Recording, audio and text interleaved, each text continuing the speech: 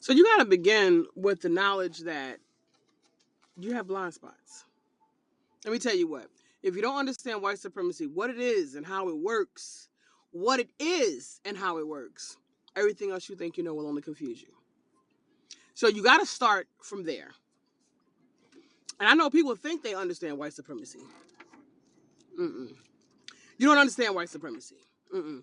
You need to understand the faculties and mechanisms, the systems, the implements, how it fortifies, how it reconstructs and reconstitutes, because it's moving. It's like the blob. It just be moving, and every time it's moving, it's getting bigger and bigger and bigger. It's expanding.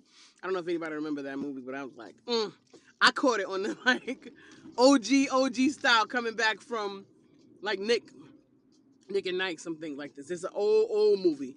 It's called The Blob. Yeah, the bigger it gets, the more things it consumes, the bigger it gets. Things as in space, things as in the minds of the people, things as in systems.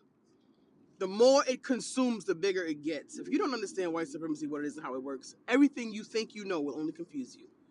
I'm talking about our greatest scholars have to sit to the table in apprenticeship and be really clear and conscious that you are very well have blind spots. You very well have blind spots. It's very possible, because even if you understood it from a classification perspective, from an academic perspective, you still need to understand it from an energetic and spiritual perspective.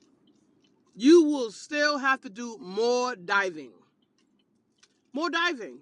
If you don't understand white supremacy, what it is and how it works, and because we have so many scholars and we want to honor our scholars and our subject matter experts, because in the schematic of African healing and decolonizing our African mind, we need these faculties.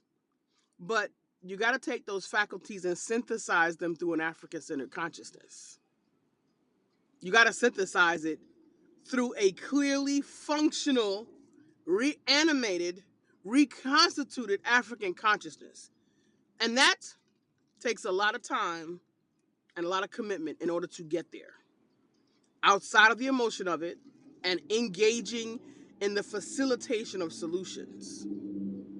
First, starting with the being of the solution. Be the difference. Be the solution. Our people are tactile people.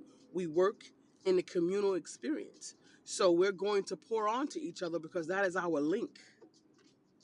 That's our link, those Christian people. Y'all remember that. When Moses put his hand in his bosom, he said, "Oh Lord, don't forsake me. Why have thou forsaken me, please?" Yeah, he put his hand and it came out white. And he lamented to the Lord. Why do you think that is? Not for aesthetic, but to be of the melanation is to be connected to the Most High. What you don't want to do is be without the melanation, which is without the connection to the Most High. So no, they're not preaching that. They're not going to preach that. They're not going to tell you the mechanism of connection to divine source so you can be the difference. You can be the function of healing. I am. I am the function of healing, baby. I am the function of clearing, of growth. Oh, I am the function. Yeah, I am the function. I am the utility. I am holding the gate. I'm just saying, I'm holding the gate, guys. I am holding the function. And we need more people who can hold the faculty of healing, who can be the difference. Not just in words. I talk the talk. I talk it because I want to walk it out and support putting in some light in the shadows, in the gray areas, in the blind spots. Right? And I know how this matrix works when it's all in the halls of your mind. It's cellular for you, African. That's why you got African people out here wearing black as a costume. How you wearing a derivative of yourself as a costume? How'd that happen? Because you didn't understand white supremacy and how it works. You didn't understand how they mechanize your humanity and your emotions, and they turned them around and played you with it. I used to tell y'all about Brave New World, Aldous Huxley. Get into it. Get into the structuring of a society, the building of an environment. Get into it. Get into the Truman Show. Get into the Matrix. If you don't understand white supremacy, what it is, how it works, everything else you think you know will only confuse you. And there's some of us that won't let it go because our scholarship and our bells and whistles and clap it ups in the Matrix are how we have created our worthiness. Because that unworthiness, that lack of humanity, is a thing. They played you with your emotions. They played you with your humanity. So you have attached yourself to these things, so you refuse to receive. Your ego and pride and arrogance is in front of you being able to decolonize your African mind and truly understand what white supremacy actually is. It's in your way. It's in your way. It's going to block you. It's going to block you from being able to be progress. If you can't be progress, if you can't be in action, and you can't be the solution, you can't be the healing. You can't be the difference. That's different.